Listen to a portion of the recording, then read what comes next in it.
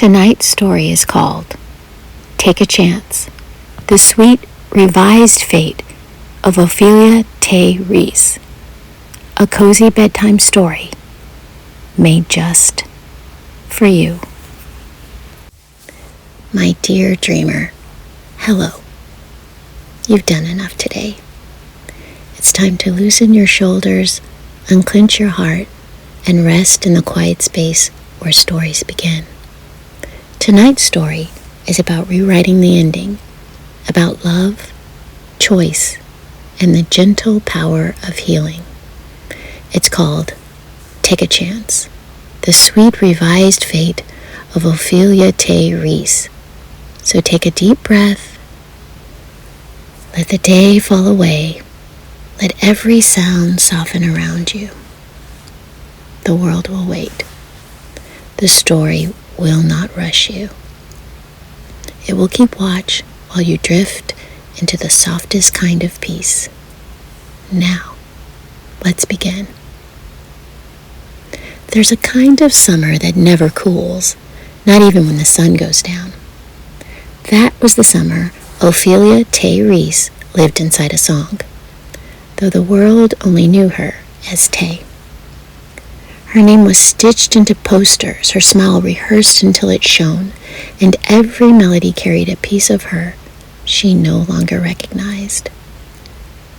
But that night, under the theater's buzzing lights, she wished for something quieter than the applause.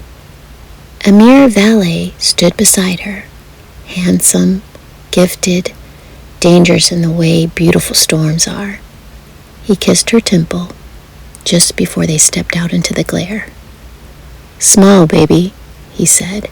"We're live in 2. It sounded sweet. It felt like a leash. On stage, he bent a single lyric out of shape. The line had always been theirs, an intimate refrain she'd written about love that endures. "I'll stay through the quiet, through the ache." But tonight, Amir smiled at the crowd and changed it. "She'll stay through the quiet, through the ache." He glanced at her as he said it, the grin slow and deliberate. The crowd roared, eating it up as another proof of their picture-perfect romance. They thought it was devotion. Only she knew it was possession. Her cheeks flushed under the heat of the lights. She hit her harmony anyway, every note precise, every smile in place, and swallowed the sting like it was honey. Later, the world blurred by through tinted glass. The roar of the crowd still echoed in her ears, muted now, like applause underwater. Her reflection in the window didn't look like her, just a glossy image of someone smiling too long. Her phone blinked awake, spilling headlines on strangers' opinions. Most called the performance romantic. A few said brave. None of them saw the leash hidden in his smile. The city was still awake, though it yawned at its own reflection in the windows of passing cars.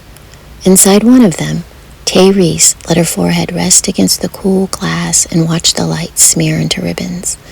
Her phone chirped over and over like a restless bird. Headlines, hot takes, pity disguised as praise. She scrolled until her thumb hesitated over a single thumbnail. A field of grass, a helmet glinting under floodlights, a man smiling as if he'd never learned to fake it. Tré Colson. She tapped once. The clip began. His voice carried a warmth that didn't need volume. It had the color of August sunlight. "If Tay Reese ever needs a +1, said Tré Colson to the intently listening reporter, "tell her my end zone's wide open."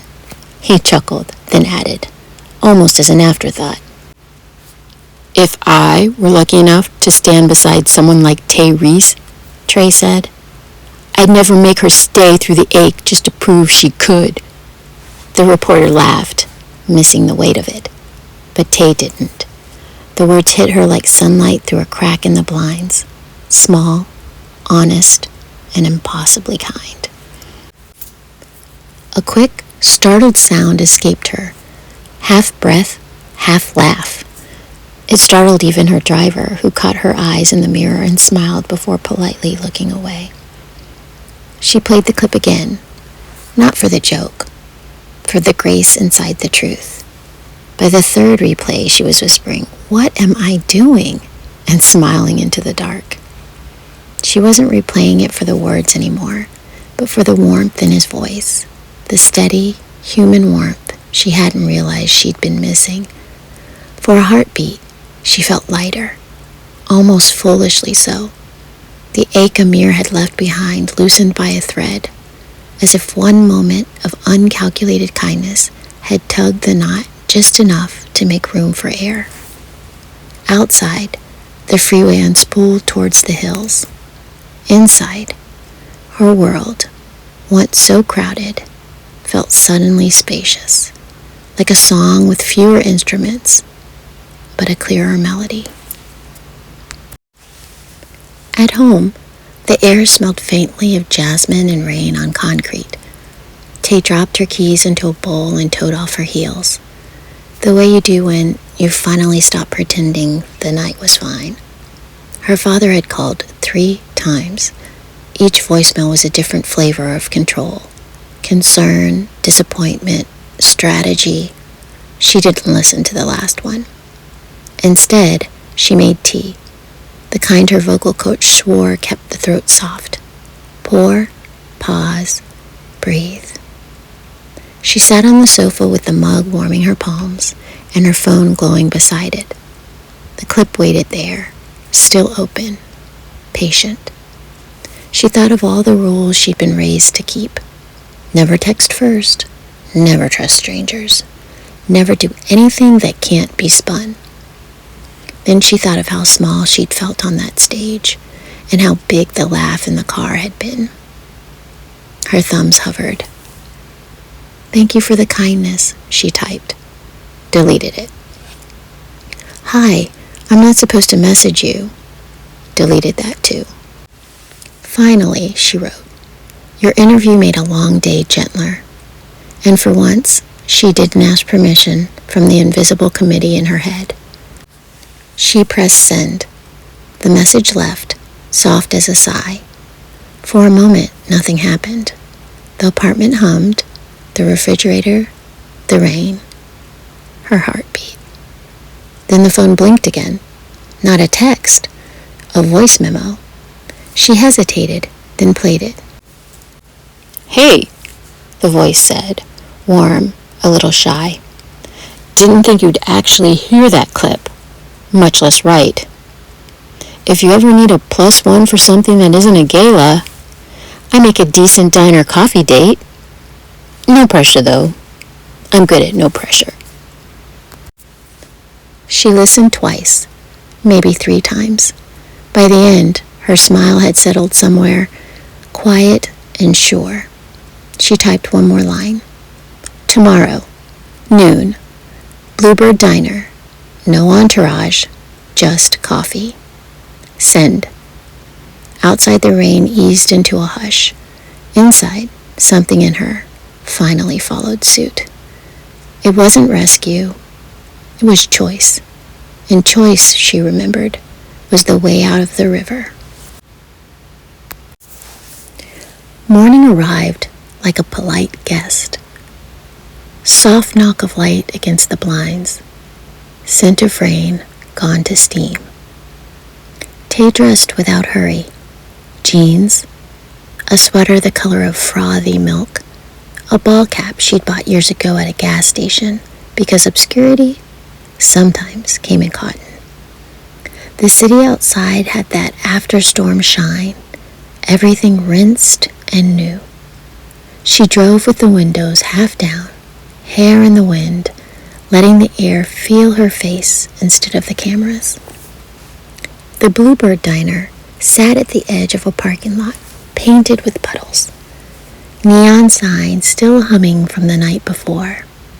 A waitress in a lemon apron, wiping the table over and over, the way people do when they're waiting for something good to happen.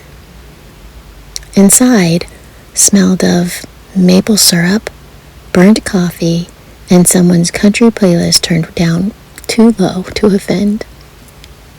She slid into the booth near the window and tried not to look like a woman waiting for a man.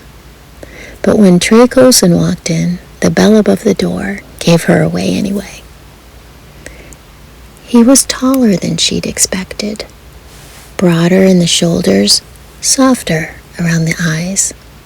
No entourage, no noise, just a man in a gray hoodie and the look of someone who actually slept at night.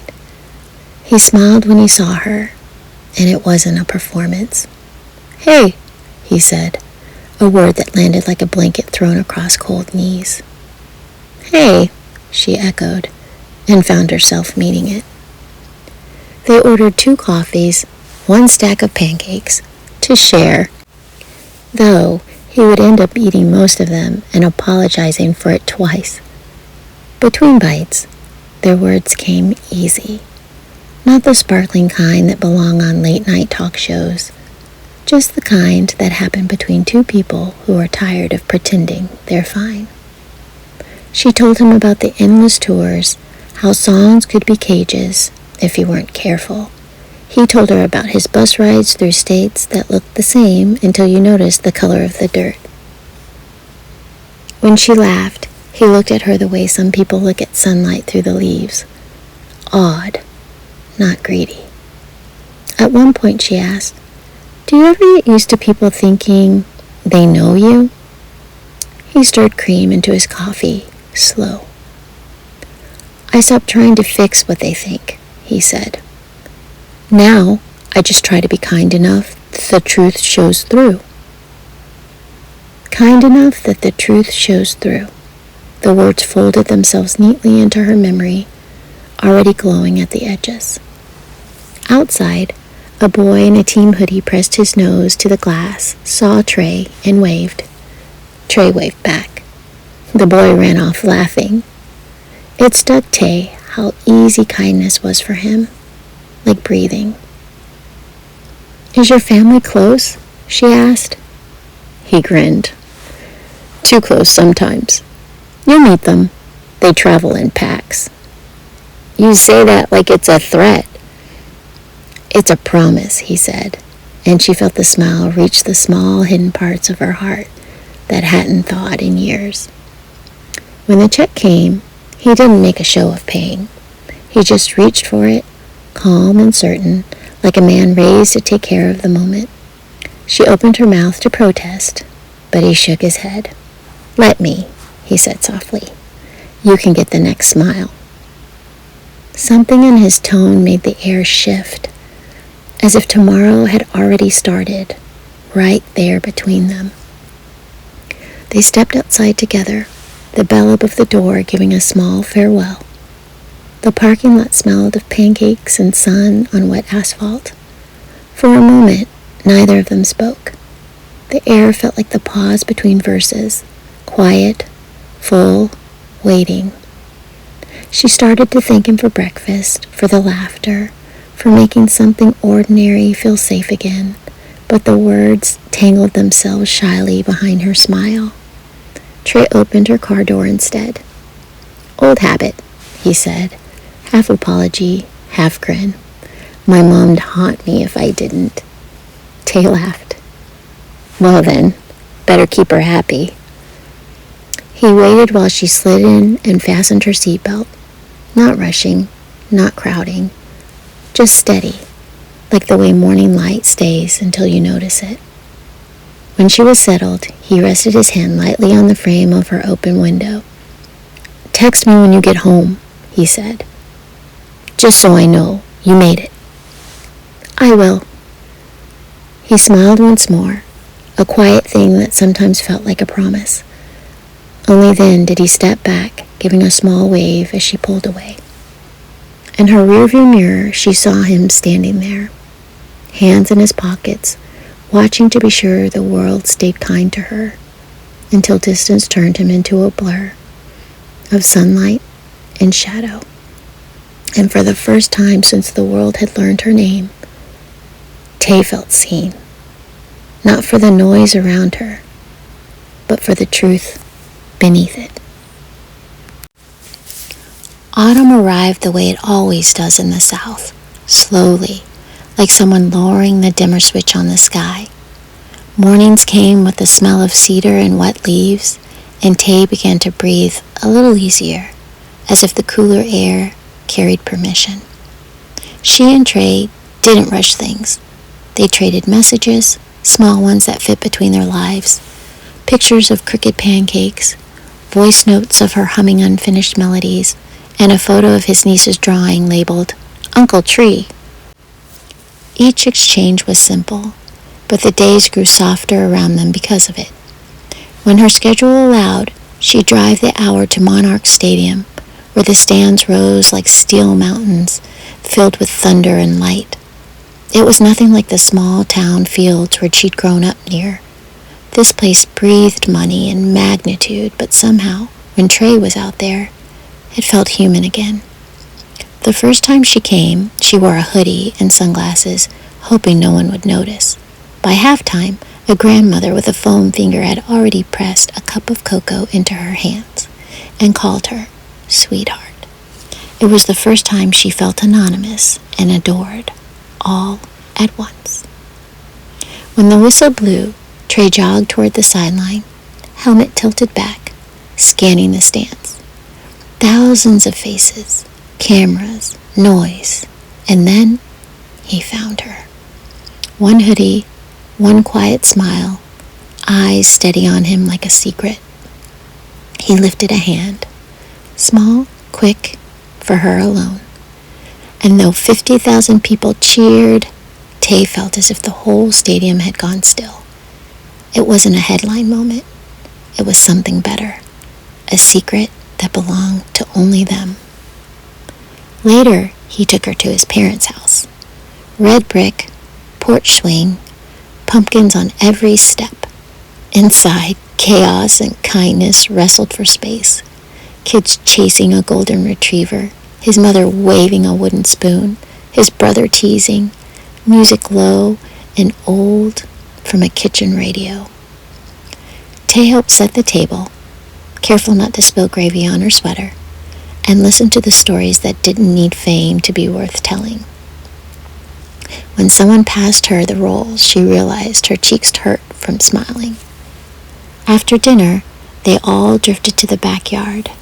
Fireflies stitched the dark together, and someone had strung lights from tree to tree, the kind of soft gold that makes everything look forgiven. Tré found her near a fence, where the noise thinned into crickets. He held out a mug of cider, steam curling like breath. "You doing okay?" he asked. She nodded. "More than okay. This feels real." He leaned beside her, shoulder to shoulder. "Real's all I've got," he said. "It's not fancy, but it's honest." She looked at him then, really looked, and saw not the headlines of the jerseys or the stadium lights, but the steadiness beneath them. It felt like discovering a harmony inside her own song that she'd forgotten how to sing. When it was time to leave, her mother hugged her, murmuring, "You come back soon, sweetheart, okay?" Tay nodded, smiling into the soft cotton of her shoulder, and she meant it. On the drive home, the highway glowed with the trail of taillights that looked like the fallen stars trying to find their way. She rolled down the window, let the wind tangle her hair, and hummed a new melody under her breath, one that sounded suspiciously like happiness. At a red light, she checked her phone. A message from Tré waited. "Glad you came. You fit right in." She smiled, tapping a reply she didn't send, then whispered it to the night instead. "So do you." Fame changed the weather again. It began as a whisper, thin, cool, and fast. By the week's end, it had become a storm. Every headline hummed the same tired melody. The fallen starlet, the football rebound, the man of the season. Tay had seen storms like this before. They always started with someone pretending to be sorry. Amir Valet sat beneath television lights, his expression rehearsed down to his breath. He said he wished her well. He said he hoped she had found peace. And then, with the same smile that had once charmed her into silence, he added, "Sometimes people run to new stories when they're not ready to finish the old ones." The audience sighed. The host looked so sympathetic. And in one sentence, Amir managed to paint himself as the poet and Tay as the plot twist. The internet took the bait. Comment sections bloomed like weeds. Rebound, publicity stunt, new season, new man. And in all those words, Tré's name began to carry weight it didn't deserve. He didn't say much, but she felt the air between them shift. His calls came later, his laughter faded faster. When they were together, his quiet stretched longer than usual. Not angry, just protective, like a man guarding something fragile. One night, Tay drove to his house with soup and cornbread still warm from her oven. He opened the door before she could knock. His eyes looked kind, but tired. "Hey," he said, voice a little rough. "Hey," she answered. "Thought you might need something warm." They ate at the counter, side by side, the silence gentle but tense. Finally, he said it. "They're saying I'm just the story you picked to tell this season. Like, I'm another chapter in your brand, not a man. I've spent years trying to prove I'm more than a storyline." She heard the ache under the words, the weariness of someone who'd been flattened into headlines too many times. Tay set down her spoon and turned towards him. "I know what it feels like," she said softly. "People have been writing my story since I was 17. Sometimes I forget that I can still hold the pen." He looked up, eyes searching. "I don't want to be another page someone else turns for you." She reached across the counter, laying her hand over his. "Then don't be," she said. "Stay and help me write the next one." For a long moment, the only sound was the hum of the refrigerator and the rain against the glass. Then, his fingers relaxed, folded around hers, a small surrender that felt like trust. "I just need to know. You see me beyond all this noise," he murmured. "I do," she said, "even when I'm quiet." They finished the soup, washed the dishes side by side.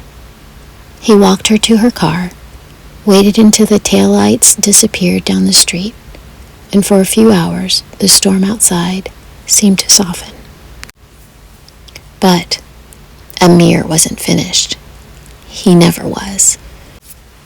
2 days later, he accidentally leaked a handful of old photos, a backstage hug, a blurred kiss behind a curtain, intimate, familiar. The caption was syrupy and cruel. "Still wishing her the best." Then came a lyric sheet leaked to a gossip site. "She begged to come home, but my song had already moved on." It was the final push of a man who needed to stay center stage, even if it meant dragging everyone else back under his lights. Tay stared at her phone, her pulse steady and strange. Marcus called twice.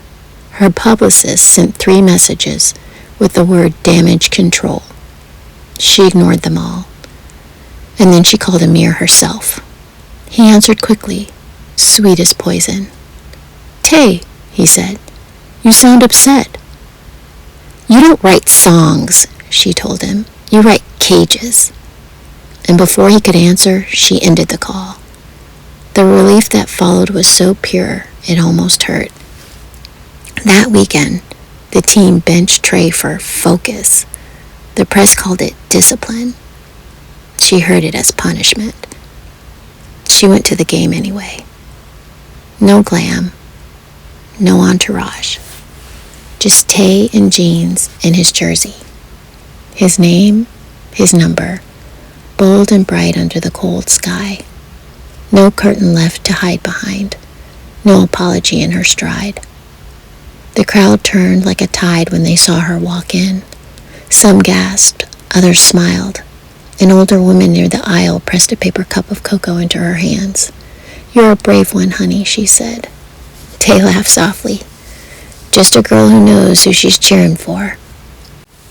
She found her seat near the 50-yard line, the field lights washing her in silver. When the team ran out, without him, she stood anyway.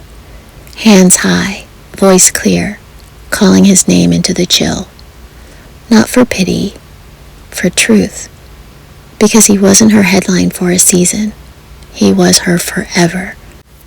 And she was done letting anyone right that wrong. People noticed. Not the way cameras notice scandal, but the way hearts notice courage. By the time the final whistle blew, the air itself seemed changed. Less about noise, more about grace. After the game, she waited by the tunnel, the concrete still echoing with footsteps and faraway cheers. Then he appeared, hoodie up, shoulders set, eyes scanning until they found her. "I saw you," he said. "I wanted you to." She smiled, tears stinging but unfallen. "I don't need to clear your name. I just needed the world to hear mine saying it. I believe in you." He exhaled, a sound halfway between relief and awe. "That's all I ever wanted." She laughed quietly. "Then I guess we're both off the market for temporary headlines." That earned a real smile, wide, unguarded, the kind that made her chest ache in the best way. He took her hand, and together they walked toward the parking lot. No cameras, no crowd, just two people learning what it means to stay. The storm hadn't vanished, but they'd learn where to stand when it came. And somewhere in the distance, under the hum of the lights and the whisper of the wind, the first notes of peace began to hum again. They left the stadium together, hand in hand, the world's noise fading behind them like the echo of old thunder. For once, Tay didn't care who saw. The cameras had already taken what they wanted. Tonight, she chose what stayed. The sky was the color of pewter, heavy with the promise of rain. Tré opened her car door, as he always did. Old habit, good manners, quiet love. When she slid inside, he leaned down, voice low. "You didn't have to come tonight." "I know," she said. "That's why I did." He smiled at that, soft and disbelieving, and closed the door. She watched him in the rearview mirror until he disappeared into the dark. In the days that followed, the noise began to shift. The same commenters who mocked them started to use softer words. Authentic, loyal, real. And for once, Tay didn't feel the need to explain any of it. The truth was already visible. It was written across every photograph of her in his jersey, every clip of her laughing in the stands, every unguarded moment they'd stopped trying to hide. But fame is a creature with a short memory. By the end of the week, the world had moved on to another scandal. For Tay and Tré, that quiet was the greatest gift of all. They spent the next few days exactly the way ordinary people do. Running errands, cooking late breakfast, arguing playfully over who made better coffee. Sometimes she'd hum while he worked out game film. Sometimes he'd read while she scribbled lyrics in her notebook. It wasn't glamorous. It was everything. Then, one Friday evening, Tré texted her a single line. "Don't make plans tomorrow night. Trust me." She rolled her eyes, smiling. "Should I be nervous?" "Only if you hate surprises," he wrote back. The next night, she pulled up to his house just after sunset. The gate was open, the drive lined with candles in small glass jars. She followed their light all the way up to the backyard. When she stepped through the door, she stopped breathing. Lanterns floated over the pool like captured stars. String of lights draped from the oak trees, their glow reflecting off water scattered with rose petals. Music drifted from a hidden speaker, soft, instrumental, familiar enough to tug at her heart. Tré stood at the edge of the pool, hands in his pockets, a little nervous, a lot proud. "Tay," he said, voice catching on her name. "I used to think big gestures were for movies, but then I realized our whole story started because I said something out loud when I didn't have to." He smiled, a little crooked. "So, I figured I'd do that again." She took a step closer, the scent of roses and chlorine wrapping around them. "Do you remember the words I said that night on the field?" he asked. "I do," she whispered.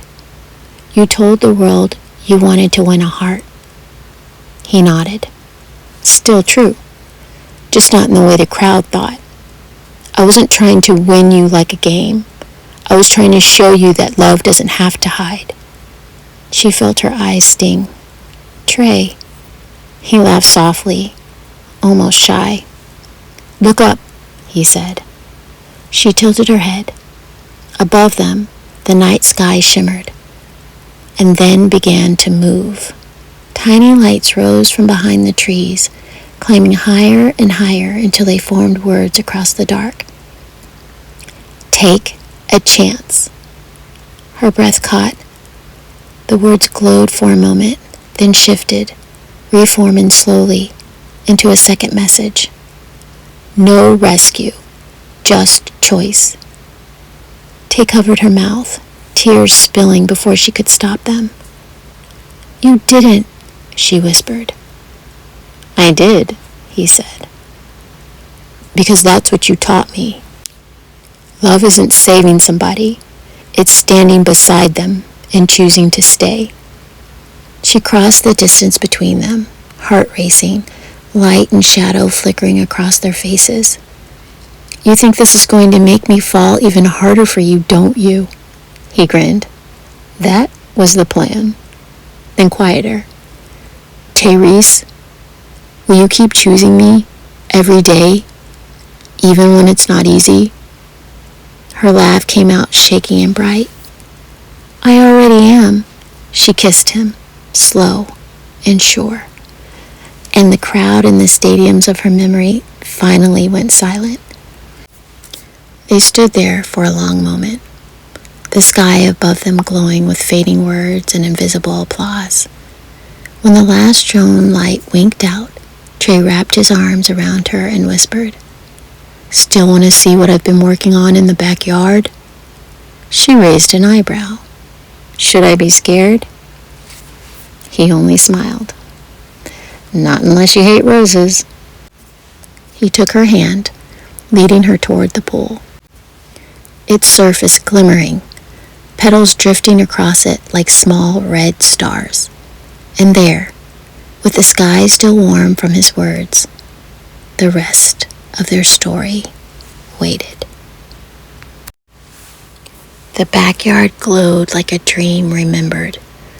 Lanterns hovered in branches, soft as moons. Every inch of the terrace shimmered with petals, crimson, blush, ivory, as if the world had spilled its gardens here and whispered, "Stay." Tay followed Tré through the open doors, barefoot now, the air rich with night-blooming jasmine and something rarer, something like a dream deciding to stay.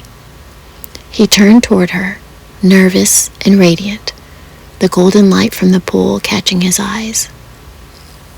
"You said once the stage lights never felt warm," he said. "So I built a sky that would." Her breath trembled. "You did all this?" "Some people collect trophies," he said with a shrug. "I collect reasons you smile." She laughed. One part disbelief, 2 parts wonder, and the sound wrapped itself around them like the string lights overhead. He led her to the edge of the pool. Thousands of petals floated there, drifting like tiny hearts. Among them, she recognized rare blooms, orchids from Singapore, peonies from Kyoto, roses bred only in France, the sort of flowers that shouldn't even share the same season, but somehow did here tonight. "You searched the world," she whispered. "No," he said softly, "just the parts that remind me of you." He knelt, not for show, not for symmetry, but because some words deserved to be spoken close to the ground. "Ophelia Tay Reese," he said, voice steady but low. "I don't want a story that ends in rescue. I want a life that begins with choice. Will you marry me? Not because I caught you, but because you're standing here, choosing me." The night waited. Even the drones above held their place, their faint hum sounding like applause from the stars. Tay's tears came quiet and bright. She cupped his face, nodded once, and whispered, "Yes, always, yes." He rose, slipped the ring onto her finger. It gleamed like a captured drop of moonlight. Then the stillness broke into laughter. Hers, his, the kind that can't tell the difference between joy and disbelief. They kissed. No fireworks, no crowd, just 2 people glowing under borrowed stars. And then she did the unthinkable. "Come on," she said, eyes mischievous. "Let's rewrite history." She took his hand and ran straight for the edge of the pool. He barely had time to laugh before they leapt. The water caught them like a promise kept. Rose petals swirled around their faces, their laughter bubbling to the surface. They broke through together, gasping, glowing, alive. They floated on their backs, hand in hand, the drones above forming a slow spiral of light that faded into the stars. Petals brushed their cheeks. The water glimmered gold and blue, half heaven, half reflection. Tay looked up into the sky, remembering every version of herself who'd ever felt small, ever told a story that ended in sorrow. And then she smiled. "You know," she said, "Ophelia never had to drown. She just didn't know she could float." Tré squeezed her hand. "You do now." They drifted in silence, the pool becoming a mirror of sky, 2 hearts suspended between what was and what could be. Somewhere beyond the trees, a wind stirred the petals and carried the last of the rose scent upward, as if night itself wanted to keep a piece of their joy. Above them, the world was finally quiet, not because it stopped watching, but because there was nothing left to prove. The last petals settled on the water, their laughter fading to a warmth that lingered, steady as the night. The story exhaled, and peace took its place. The story is over now, and the world has gone quiet. But the words settle inside you, like the last light of evening. You don't have to remember the details. The story remembers for you. It will keep watch while you rest. Breathe in and let the air move easily through you. Breathe out and feel your body grow heavier against the bed, your shoulders softening, your jaw unfastening. Every sound around you is part of the lullaby. The hush of the room, the small sighs of night, the steady rhythm of your heart, reminding you that you are here and you are safe. If thoughts wander in, let them drift like petals across the still water. You don't have to chase them. You don't have to hold them. Just breathe and watch them float away.